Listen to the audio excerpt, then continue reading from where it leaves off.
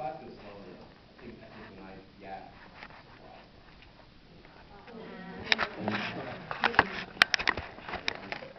Alright, here's what we do. It's very simple. You have 4 flaps. You're going to label the outside of it with the 4 different types of market structures. Your first one will be perfect competition. You write that on the outside. Perfect competition. Yeah, you don't have to write anything else on the side. Are we writing sales? One.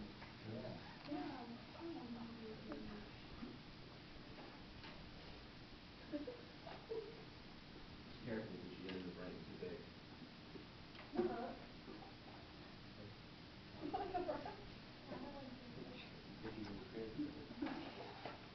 Anybody want one? Anybody else want some crayons?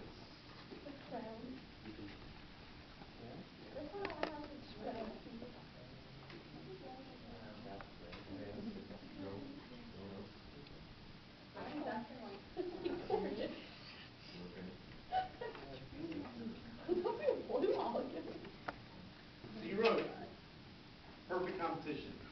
On the inside, we're going to do 7 things for each market structure, but don't number because some of them you might write a little bit longer than others.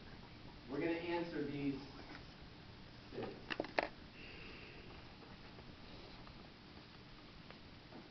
6 things. Okay, not 7. We're going to answer those 6 questions for each of the different market structures. And what this is talking about is everything that's sold in the world is part of a particular type of market structure. Some things are sold differently than others. The 4 market structures are going to be perfect competition, monopolistic competition, oligopoly, and monopoly.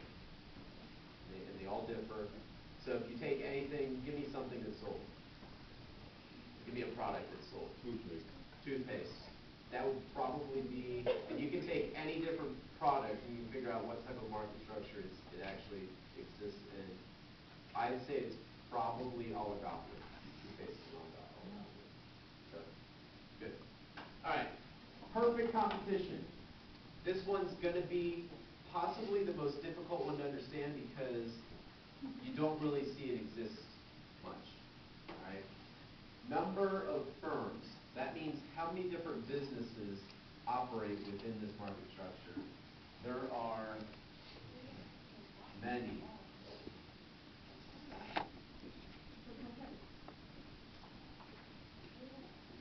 Now you write on the inside. On the top or bottom? I would do both. Or you can write just on the bottom if you have enough room, just the bottom. If you need more How room, much are I paying? 1 through 4 is going to be very short, just like this. Okay. 5, I'm going to list about 3 or 4 examples, and then number 6, there might be a little bit more information. So you might want to put 6 up top. Yeah. Oh, we never got the scissors. We never got the scissors. We got the scissors.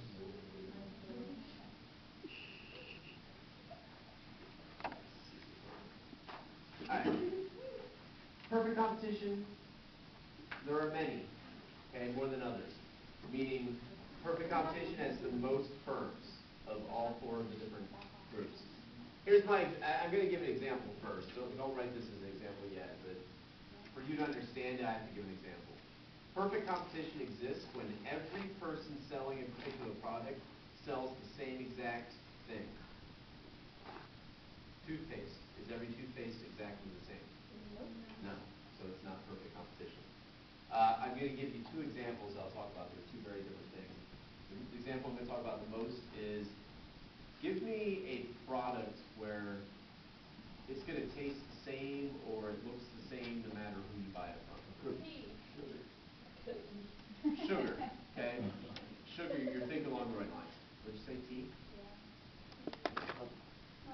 Oh, some really bad food there. I think some teas. Coffee. Coffee can be slightly different. You're thinking along the right lines, though. Sugar, I think, is a good example. I'm going to use the example of wheat. I know you guys don't eat wheat. You eat things that are made